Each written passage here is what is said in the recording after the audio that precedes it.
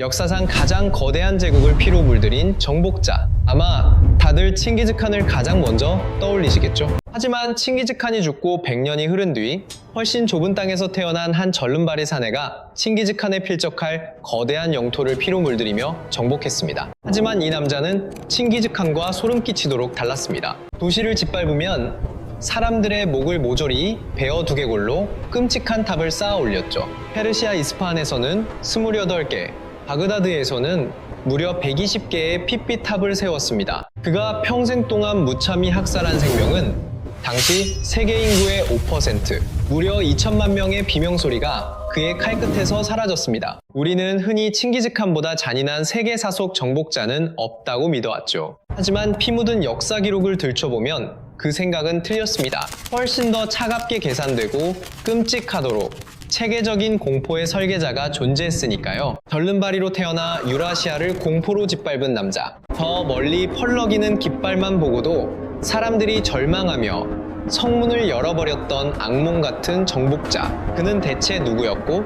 왜 이토록 잔혹한 피의 길을 걸었을까요? 오늘 저와 함께 유라시아의 마지막 정복자 티무르의 잔혹한 생애를 추적해보시죠. 단순히 그가 몇 명을 도륙했고 어디를 빼앗았는지 뻔한 숫자를 나열하려는 게 아닙니다. 한 인간이 어떻게 이토록 미쳐버린 사력을 저지를 수 있었는지 그 지독한 공포의 뼈대를 파헤쳐 볼 겁니다. 그리고 그 전에 한 가지 짚고 넘어갈 사실이 있습니다. 오늘 우리는 티무르를 무조건적인 악마로 단죄하거나 영웅으로 찬양하지 않을 겁니다. 그는 수십만을 찢어 죽인 학살자인 동시에 사마르칸트라는 위대한 인류 문명의 정수를 꽃피운 창조자니까요. 피비린내의 나는 진실을 마주한 뒤의 판단은 여러분의 몫입니다. 구독과 좋아요 부탁드리며 바로 시작하겠습니다. 자, 다같이 머릿속에 텅 빈 지도를 펼쳐보시죠. 지금의 우즈베키스탄이 있는 중앙아시아 한복판, 거칠고 메마른 유목민들의 땅입니다. 시야를 삼키는 끝없는 초원과 갈라진 강줄기,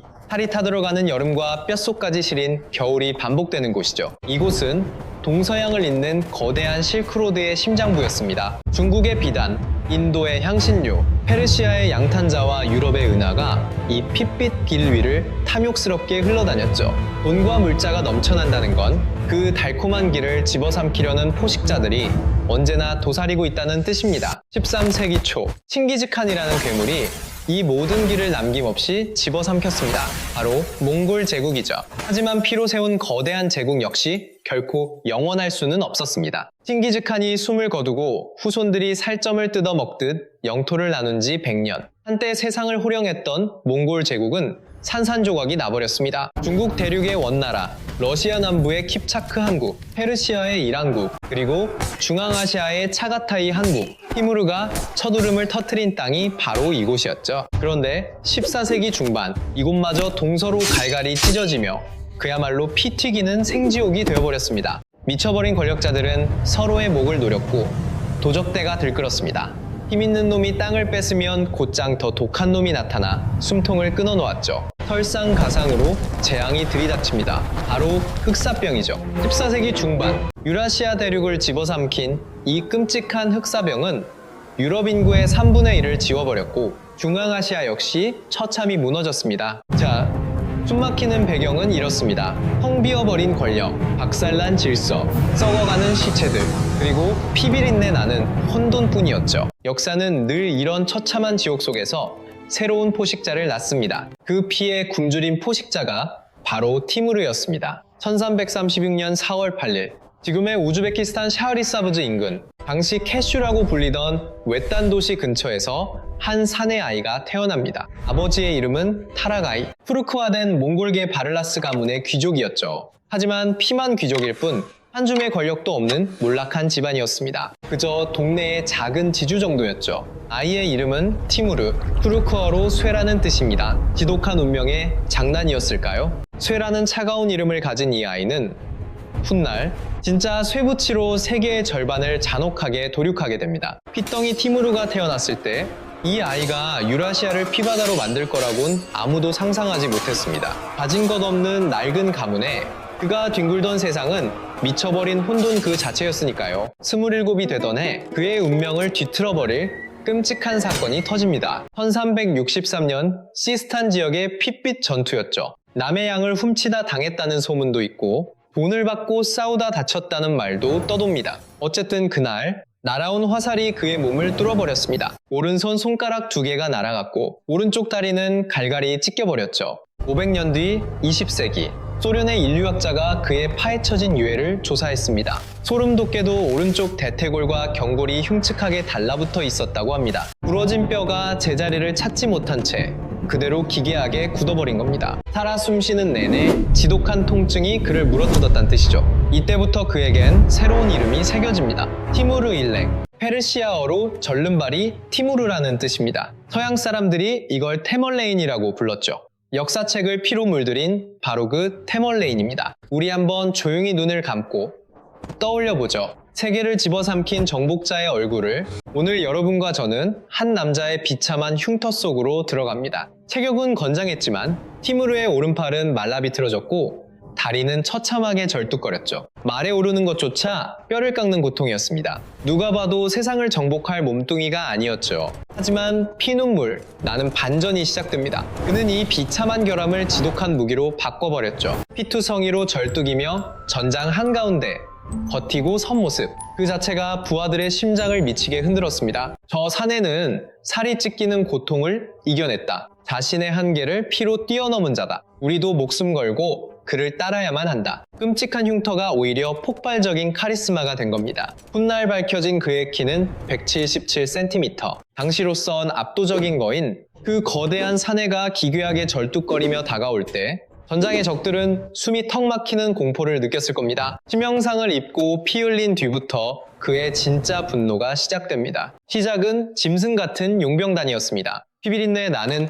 혼란 속에서 살기 위해 배신하고 속이고 암살하며 버텨낸 처절하고 끔찍한 생존 드라마였죠. 그리고 이 지옥 같은 진흙탕에서 운명적인 동지가 나타납니다. 바로 처남이자 생사를 함께한 아미르 후세인이었죠. 두 사람은 피를 나누며 사마르칸트를 짓밟고 일어선 절대적인 권력자가 됩니다. 하지만 여기서 심장이 덜컥 내려앉는 반전이 일어납니다. 1370년 바르공성전, 티무르는 가장 믿었던 피부치 아미르 후세인의 등에 기어이 칼을 꽂아버립니다. 가장 힘들 때 곁을 지킨 처남의 목을 치고 그 자리를 뺏은 겁니다. 이게 대체 무슨 의미일까요? 권력 앞에서는 부모 형제도 자비 없이 찢어 죽일 수 있는 괴물이라는 뜻입니다. 눈물도 핏줄도 없었죠. 훗날 온 세상을 피로 물들일 그 잔혹한 악마의 씨앗은 이미 이때 터져버린 겁니다. 34살의 절뚝이는 전사가 결국 그 거친 땅의 유일한 포식자가 되었습니다. 그리곤 뻔뻔하게도 칭기즈칸의 핏줄을 자처하죠. 자,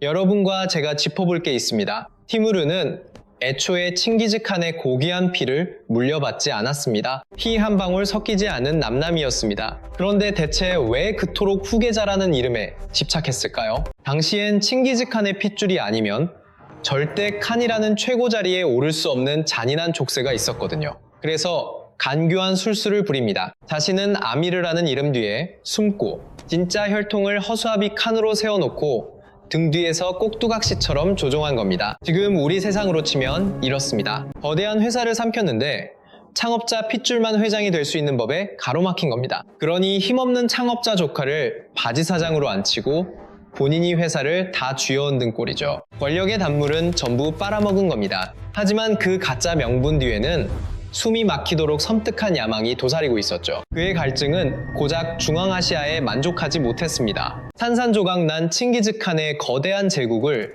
기어이 자기 손으로 다시 꿰맞추겠다는 미친 꿈을 꾸었죠. 멸망한 대제국을 무덤에서 파내어 그 옥좌에 자신이 군림하겠다는 겁니다. 다리를 절뚝이는 34살 청년이 온 세상을 먹어치우겠다는 선전포고였죠. 이 욕망이 얼마나 헛소리 같았는지는 세계 지도를 펴보면 단번에 알 수 있습니다. 태평양 바다끝부터 저 멀리 유럽까지 집어삼켰던 인류가 목격한 가장 거대하고 무시무시한 괴물 제국이었으니까요. 두 발로 평생을 걸어도 끝을 못 보는 땅, 그걸 혼자 힘으로 물겠다는 건 명백한 미친 짓이었습니다. 그런데 그 불가능을 이 악마가 해냅니다. 우리 함께 똑똑히 지켜보시죠. 이때부터 세상이 무너지고 핏빛 해골탑이 하늘로 치솟기 시작합니다. 1387년 페르시아의 심장 이스파한, 이 남자의 진정한 악마성이 세상을 찢어밟긴 첫 번째 학살극이 터집니다. 이스파한은 아름다운 황금빛 도시였습니다. 사람도 많고 돈도 넘쳐 흐르는 찬란한 예술이 숨쉬는 곳이었죠. 지금도 이란 한가운데에 이스파한이라는 그 슬픈 이름이 흉터처럼 고스란히 남아 있습니다. 도시를 짓밟은 그는 차갑게 한마디를 던집니다. 목숨값을 내라. 그러면 살려는 주마. 두려움에 떨던 시민들은 돈을 바쳤고 그는 수구먼들을 남겼죠. 하지만 끔찍한 비극이 싹트고 맙니다. 짓눌렸던 시민들이 기어코 칼을 뽑아낸 겁니다. 숨막히는 착취를 견디다 못해 마침내 절망스러운 분노가 폭발해버렸죠. 그들은 남겨진 수구먼들의 목을 모조리 베어버렸습니다. 보고를 받은 그는 입가에 서늘한 미소를 띠며 말머리를 돌립니다. 그리고 인류 역사를 피로 물들일 끔찍한 명령을 뱉어내죠. 병사 한 명 한 명에게 소름 끼치는 할당량을 줍니다. 각자 사람의 잘린 목을 몇 개씩 뜯어오라는 악마의 지시였어요. 이게 상상이나 되십니까? 적군과 명예롭게 싸우는 전쟁이 아니었습니다. 이들은 그저 피에 굶주린 도살자들일 뿐이었어요. 도시로 밀려든 그들은 벌벌 떠는 여자, 노인, 갓난아이까지 가리지 않고 짐승처럼 목을 쳐댔습니다. 지옥 그 자체였습니다. 그날 거리에서 도륙당한 생명만 최소 7만 명, 많게는 20만 명에 달했어요. 그렇게 잘려나간 머리들로 28개의 거대한 해골탑을 세웠습니다. 탑 하나에 1500개의 비명지르는 두개골이 탑처럼 솟았습니다. 도대체 왜 인간의 탈을 쓰고 이렇게까지 피를 탐했을까요? 그게 단순한 분노였을까요?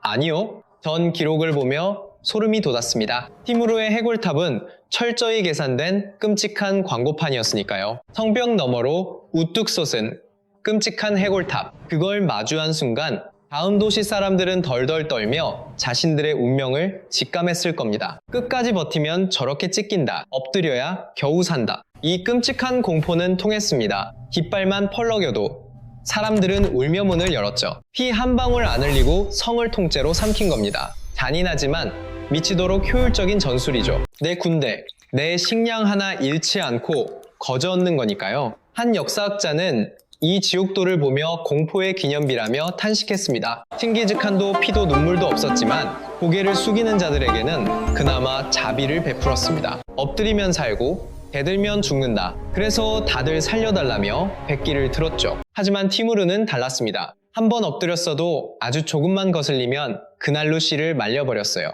항복했다고 안심하지 마라. 이걸 똑똑히 보여준 겁니다. 당신과 제가 그 시대에 살았다면 숨 쉴 구멍조차 없었을 거예요. 언제 죽일지 모른다는 그 숨막히는 불안감. 이게 티무르가 만든 지옥의 첫 장면입니다. 하지만 이건 그저 맛보기에 불과해요. 피비린내 나는 이야기 전에 그의 소름 돋는 이중성을 먼저 봐야 합니다. 한쪽 손은 사람들을 갈기갈기 찢어 죽이면서 다른 손으로는 세상에서 제일 아름다운 도시를 빚어내고 있었거든요. 사마르칸트, 우즈베키스탄에 숨쉬고 있는 그의 심장 같은 수도입니다. 동양과 서양의 피가 섞이는 실크로드의 정중앙에 자리 잡고 있었죠. 티무르는 이곳을 세상의 중심으로 만들겠다며 미친 결심을 합니다. 그 방식은 정말 섬뜩했어요. 짓밟은 도시마다 기술자, 화가, 똑똑한 학자들만 골라내어 사마르칸트로 짐승처럼 끌고 갔거든요. 이스파한에서 사람들의 목을 댕겅댕겅 썰어낼 때도 쓸만한 목수와 돌쟁이들은 살려서 자기 앞마당으로 보냈습니다. 다마스쿠스의 비단 기술자,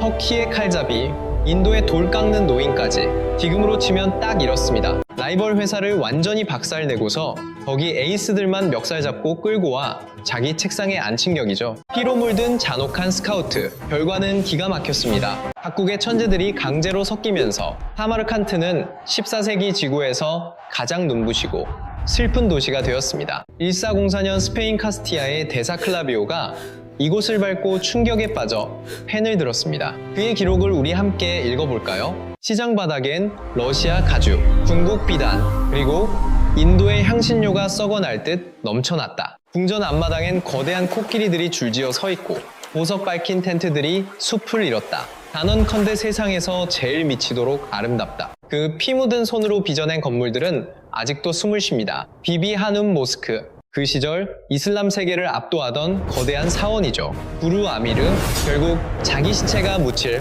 화려한 무덤이기도 했고요. 하늘을 뚫을 듯한 거대한 돔, 서늘한 청록색 타일, 그리고 숨막히게 정교한 문이 신성함을 갈망한 푸른색이죠. 한치의 오차도 없는 완벽한 대칭. 여러분, 이 디자인이 나중에 어딜 가는지 아세요?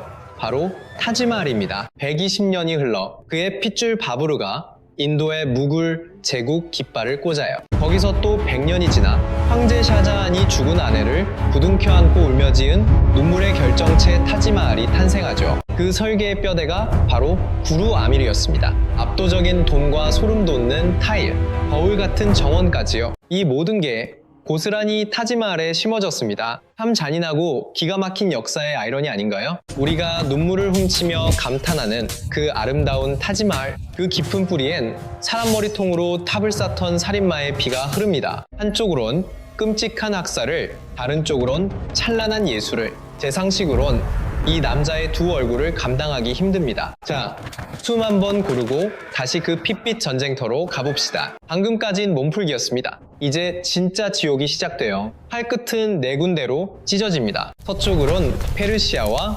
메소포타미아, 남쪽은 인도, 북쪽은 혹한의 러시아 스텝, 그리고 마지막 오스만 제국까지 전부 다 그 시절 세상을 씹어먹던 괴물들이었죠. 1395년 북쪽 스텝으로 가보죠. 이 싸움은 티무르의 억장을 무너뜨린 아주 가슴 아픈 전투였어요. 상대가 바로 자기가 피땀 흘려 키운 제자였거든요.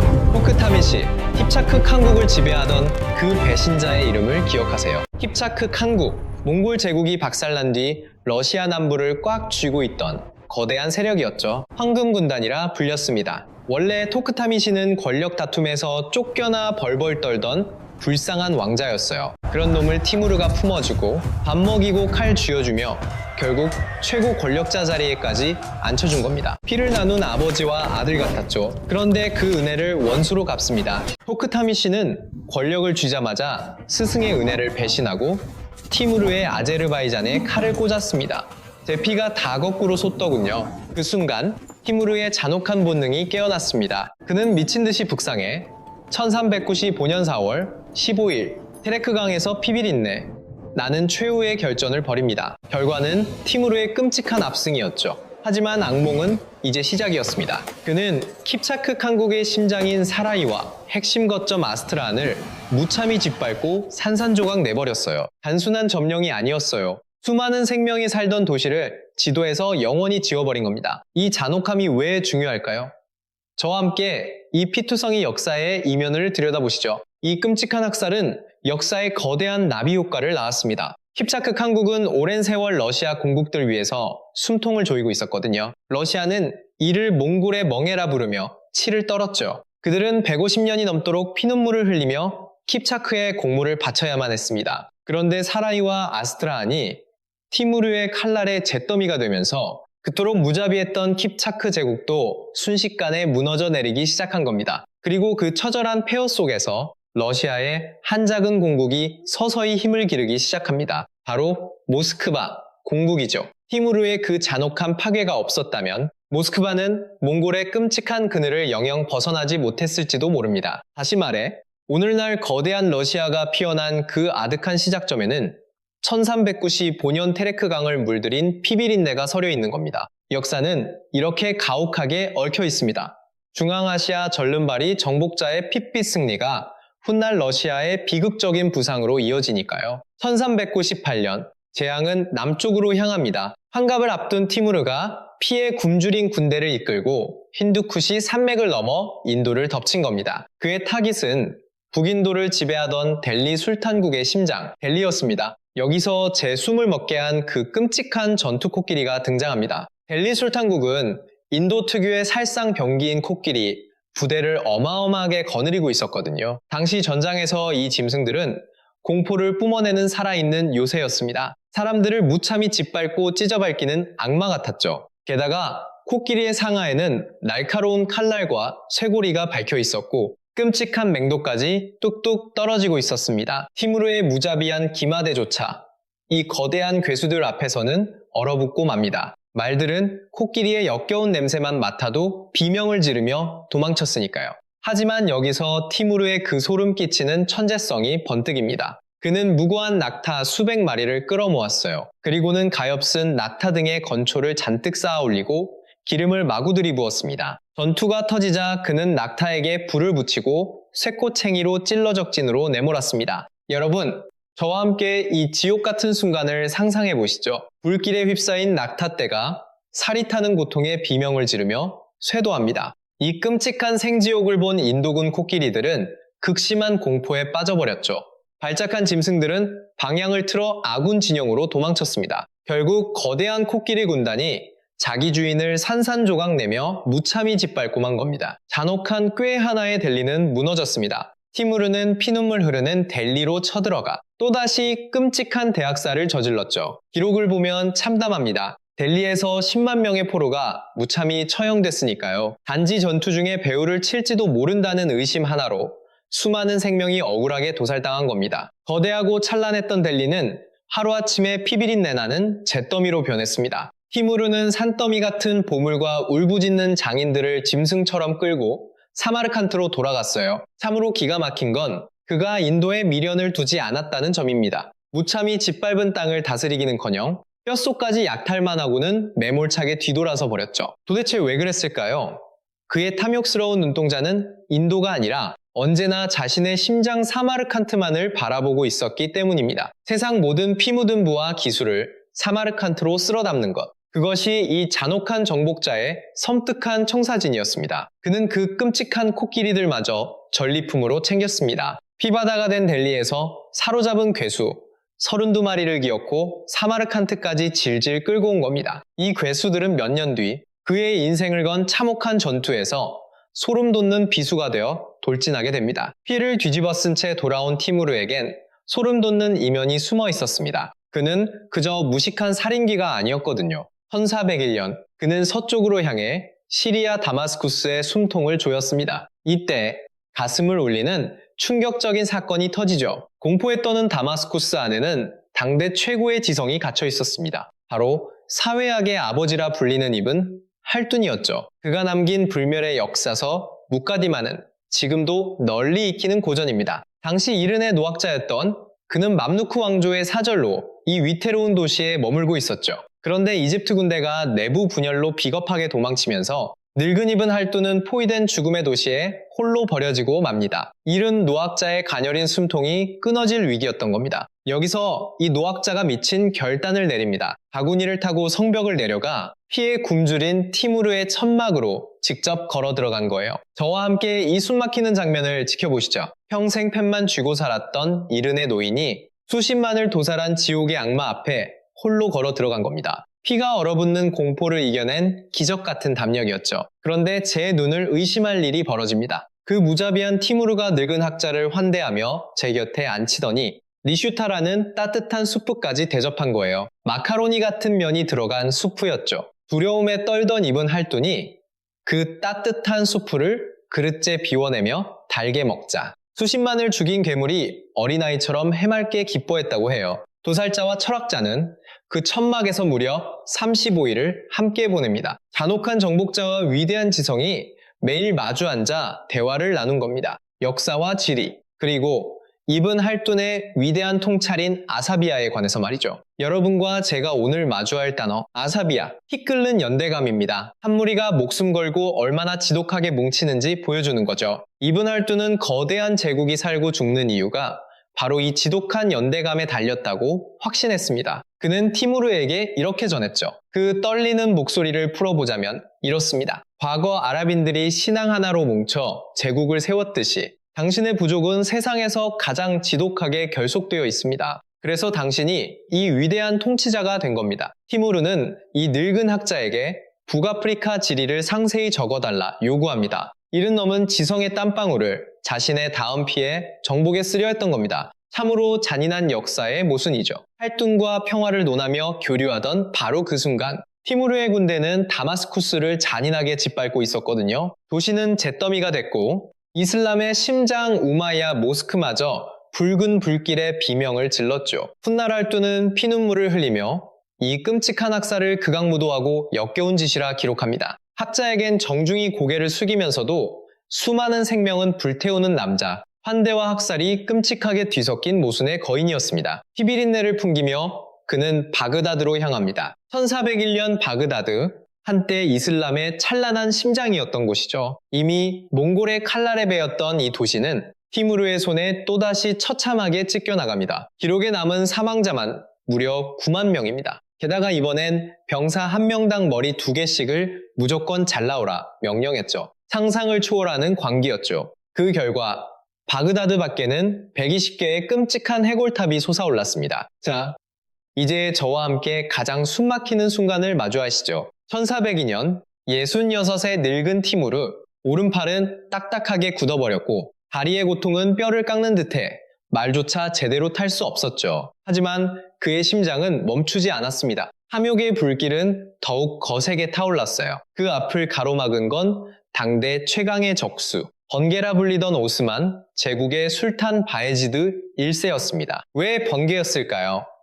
신들린 속도로 전장을 휩쓸며 단 한 번도 지지 않았거든요. 기독교 십자군을 박살내고 콘스탄티노플의 목을 조르며 비잔틴 제국을 멸망 직전까지 몰아붙인 절대 강자였죠. 세상에 무패의 괴물은 딱 둘뿐이었죠. 동쪽을 집어삼킨 티무르, 그리고 서쪽을 지배한 번개 바예지드. 처음엔 두 괴물도 서로의 칼끝을 피했습니다. 하지만 바예지드에게 쫓기던 작은 왕들이 티무르에게 살려달라 매달리고 무례하기 짝이 없는 편지까지 날아들자 결국 두 거인이 충돌합니다. 1402년 7월 28일 터키 수도 앙카라 근처 추부크 평원에 짙은 피바람이 불어옵니다. 티무르 병력은 14만, 바예지드의 오스만 군대는 8만 5천에서 12만 명 사이로 짐작되죠. 20만 명이 얽힌 인류 역사상 최악의 지옥이었죠. 하지만 전투가 시작되기도 전 이 늙은 늑대는 이미 승리의 덫을 놓았습니다. 어떻게냐고요?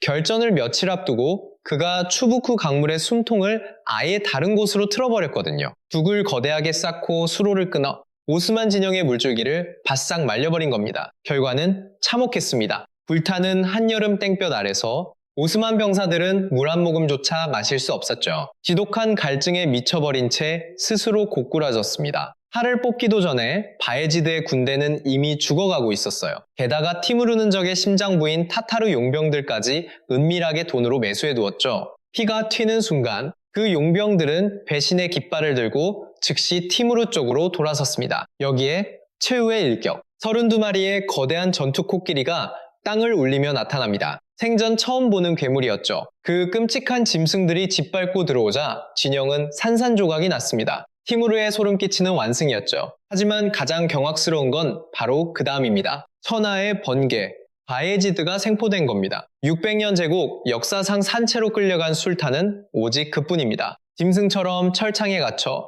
전리품으로 질질 끌려다녔다는 참혹한 이야기까지 전해지죠. 결국 이듬해 바예지드는 그 비참한 포로 신세로 차가운 숨을 거둡니다. 이 단 한 번의 지옥이 세계의 운명을 비틀어 놓습니다. 멸망의 늪에서 숨통이 조여가던 비잔틴 제국을 기적처럼 구한 셈이었죠. 만약 바예지드가 이겼다면 비잔틴의 역사는 1400년대 초반에 완전히 잿더미가 됐을 겁니다. 하지만 이 패배로 오스만은 무려 11년간 처절한 내전의 지옥에 빠져버립니다. 피를 나눈 아들들이 권력을 두고 서로의 목을 노렸거든요. 그 혼란 덕분에 비잔틴은 50년이라는 기적의 시간을 벌게 되죠. 잔인한 역사는 이렇게 이어집니다. 다리를 절던 그 노인이 강물을 튼 나비 효과로 로마 제국이 반세기를 더 버텨낸 겁니다. 그리고 그 피 묻은 50년 동안 유럽은 르네상스라는 찬란한 빛을 피어올리게 됩니다. 자, 여러분과 제가 목격한 이 앙카라의 참극, 이게 없었다면 유럽 역사는 아예 달랐을 겁니다. 티무르는 이 피로 세계의 유일신이 되었죠. 동쪽의 명나라만 남았지. 내 심장을 뛰게 한 마지막 사냥감, 바로 그곳이었어. 1404년 나는 생애 마지막 피의 대장정을 선포했어. 목표는 중국이었지. 당시 명나라는 영락제의 피비린내. 나는 쿠데타 직후였어. 내전의 상처로 그들의 방패는 몹시 얇아져 있었지. 나는 바로 그 틈을 노렸어. 하지만 그저 땅을 뺏기 위한 군사적 계산만은 아니었단다. 내 모든 자존심이 걸린 문제였거든. 1394년 명나라 홍무제가 내게 건방진 편지를 보냈어. 내용인즉슨 이랬지. 넌 내 신안이 당장 꿇어엎드려 밀린 조공을 바치라는 참을 수 없는 모욕이었어. 위대한 칭기즈칸의 후계자이자 세상의 주인인 나는 걷잡을 수 없이 폭발했어. 나는 오만한 사신들을 가두고 호위병들의 목을 모조리 쳐버렸어. 그리고 피를 닦으며 이렇게 읊조렸지. 내가 직접 조공을 가져다 주마. 단, 그 조공은 날카로운 칼과 짓밟는 군대가 될 것이다. 스페인 대사 클라비의 기록처럼 난 연회장 가장 비천한 바닥에 명나라 놈들을 꿀렸어. 그리고 그들의 황제를 비열한 도둑놈이라고 만인 앞에서 갈기갈기 찢어발겼지. 1404년 11월 27일 마침내 나는 20만 대군을 앞세우고 사마르칸트의 성문을 벅차게 나섰지. 여기서 우리 의문을 하나 가져볼까? 나는 왜 하필 뼛속까지 시린 한겨울에 칼을 뽑았을까? 중앙아시아의 겨울은 그야말로 지옥이야. 영하 20, 30도의 칼바람과 미친 듯한 눈보라가 살을 찢어놓거든. 내가 그 지옥을 택한 이유는 역설적이게도 명나라를 완벽히 부수기 위해서였어. 추위에 단련된 내 유목기병들이 꽁꽁 계절에 몰아쳐야 나약한 농경군을 상대로 압승을 거둘 테니까. 게다가 강물이 꽝꽝 얼면 대군이 진격하기도 훨씬 쉬웠지. 하지만 이 오만한 선택이 내 숨통을 조일 줄이야. 1405년 1월 나는 시르다리아 강을 넘어 오트라르라는 도시에 닿았어. 하지만 그의 겨울은 뼈가 부서질 듯 혹독했지. 핏빛 강물마저 완전히 얼어붙었고 잔인한 눈보라는 밤낮 없이 몰아치며 멈출 줄을 몰랐지. 이른의 늙은 몸, 평생 날 괴롭힌 상처, 그리고 살인적인 추위. 이 세 저주가 겹치며 나는 끔찍한 고열에 무너지고 말았어. 의사들이 얼음을 쏟아부어 열을 내리려 했지만 소용없었어. 내 생명의 불꽃은 속절없이 꺼져만 갔지. 1405년 2월 18일 저녁 8시 오트라르 궁전에서 나는 결국 숨을 거뒀어. 피토하듯 남긴 마지막 유언은 오직 한 줄이었지. 신 외에는 신이 없다. 70살 그 가쁜 숨을 끝으로 유라시아를 피로 물들인 나는 그렇게 덧없이 바스라졌어. 첫 전투에 함성조차 울리지 못한 채 내 마지막 위대한 꿈은 허망하게 찢겨나갔지. 그리고 내 죽음과 동시에 거대한 탑이 와르르 무너져 내렸지. 눈을 감은 지 며칠 만에 내 피땀이 니신만 대군이 공기처럼 흩어졌어. 잔인하게도 내 피부치들은 남은 권력을 차지하려 추악한 내전을 시작했지. 내가 유일한 후계자로 점찍은 손자 피르 무함마드는 철저히 버림받았어. 반면 사마르칸트의 또 다른 손자 칼릴 술탄이 내 보물과 수도를 빼앗으며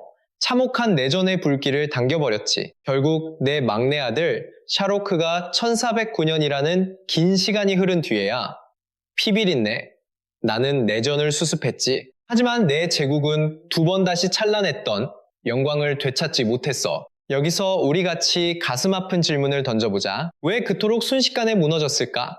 답은 뼈아프게도 간단해. 내 제국은 오직 나라는 인간의 압도적 공포와 피비린내 위에만 아슬아슬하게 서 있었거든. 나는 어떤 안전한 법이나 제도 따윈 만들지 않았어. 모든 게 내 머릿속에 있었고 내 명령 하나로만 움직였지. 그러니 내가 죽자 모래성처럼 전부 흩어져 버린 거야. 참으로 슬픈 거대한 불꽃놀이였지. 한순간 밤하늘을 찢을 듯 터졌지만 내 생명의 불꽃이 꺼지자 세상은 다시 차가운 어둠에 삼켜졌어. 그런데 내 이야기엔 섬뜩한 반전이 하나 더 남아있어. 내가 죽고 530여 년이 지난 뒤의 일이지. 1941년 6월 소련의 독재자 스탈린이 한 학자에게 끔찍한 명령을 내리더군. 그 자의 이름은 미하일 게라시모프. 그는 백골만 보고도 망자의 얼굴을 빚어내는 불경한 기술로 유명한 자였어. 스탈린의 탐욕스러운 명령은 아주 노골적이었지. 내 안식처인 무덤을 부수고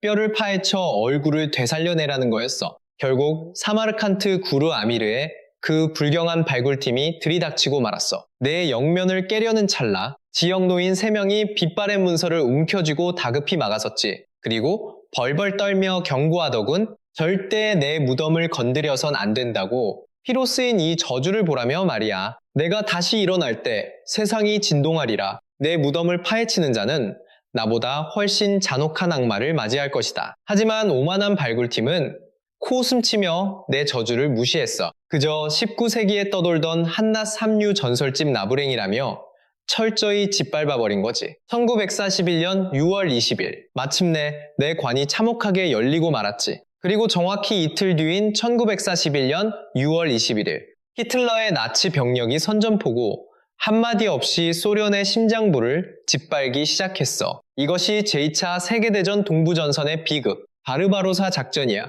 소련 놈들은 불과 몇 달 만에 수십만을 잃고 모스크바까지 끔찍하게 포위당해버렸지. 스탈린그라드 전투를 앞두고 거대한 나라는 처참한 멸망의 기로에 서고 말았지. 어떻게 생각해? 사람들은 공포에 질려 수군댔지. 500년 전 눈감은 내가 더 끔찍한 악마를 불러냈다고 말이야. 과연 정말 저주였을까요? 사실 히틀러의 잔혹한 침공 계획이었던 바르바로사 작전은 1940년 그 끔찍한 무덤이 열리기 1년 전에 이미 승인된 상태였죠. 시기가 겹친 건 그저 소름 끼치는 우연일 뿐입니다. 하지만 사람들은 공포에 질려 믿어버렸고 스탈린조차도 두려움에 떨었던 것 같아요. 1942년 11월 스탈린그라드에서 수많은 생명이 꺼져가던 그 절체절명의 순간 스탈린은 다급히 특별기를 띄워 티무르의 유해를 사마르칸트로 돌려보냅니다. 이슬람 전통 의식대로 가장 정중하게 다시 묻어달라고 간절히 명령하죠. 무덤이 다시 닫히고 5주 뒤 소련군은 스탈린그라드에서 기적처럼 역전승을 거둡니다. 피로 얼룩진 이 전투를 기점으로 결국 소련은 전쟁에서 승리하게 됩니다. 저주였을까요? 아니면 우연이었을까요? 판단은 여러분과 저의 몫으로 남겨둘게요. 하지만 하나는 분명해요. 티무르라는 이름이 500년이 흘러서도 사람들의 가슴 속에 지독한 공포로 살아 숨쉬었다는 사실입니다. 가슴 아픈 이야기를 돌아볼 시간입니다. 티무르는 역사상 가장 끔찍하고 모순된 정복자였죠. 한 손으론 2천만 명의 피를 묻히고 다른 손으론 세상에서 가장 눈부신 도시를 세웠습니다. 수십만 명의 목을 베어버리면서 70살 노약자에겐 따뜻한 수풀을 건넸어요. 칠흑 같은 어둠의 상징이면서도 타지마할이라는 찬란한 유산에 씨앗을 심어놓은 겁니다. 이 잔혹한 거인이 남긴 교훈은 무엇일까요? 그가 피로 세운 제국은 허망하게 무너졌지만 눈부신 도시 사마르칸트와 찬란한 문화유산은 600년이 흐른 지금까지도 살아 숨쉬고 있습니다. 피도 눈물도 없는 폭력은 사라져도 문명으로 빚어낸 유산은 잔혹한 시간을 견뎌냅니다. 파괴는 한순간이지만 창조는 영원하다는 사실. 어쩌면 이 모순투성이 거인이 우리에게 남긴 가장 뼈아픈 역설일지도 모르겠습니다. 여기서 제 가슴을 더 먹먹하게 하는 건 오늘날 우즈베키스탄이 티무르를 국가의 영웅으로 모신다는 겁니다. 수도 한복판엔 그의 거대한 동상이 우뚝 서 있고 사마르칸트는 세계적인 문화유산이 되어 수많은 사람들의 발길을 모으고 있죠. 누군가에겐 피눈물, 나는 학살자가 누군가에겐 찬란한 위인으로 추앙받는 서늘한 역사의 단면이 그곳에 있습니다. 우리 함께 고민해 볼까요? 이 악마 같은 천재를 어떻게 기억해야 할지. 만약 여러분과 제가 14세기 말 이스파한 성문 앞에 서 있었다면 과연 어떤 선택을 했을까요? 목숨을 걸고 싸웠을까요? 아니면 울며 항복을 택했을까요? 여러분의 솔직한 마음을 댓글로 남겨주시면 저와 함께 이야기 나눠보시죠. 이 벅찬 이야기를 끝까지 함께 해주셔서 정말 감사합니다. 영상이 마음에 와닿으셨다면 구독과 좋아요 잊지 마시고요. 다음에도 또 다른 가슴 시린 역사 이야기로 돌아오겠습니다.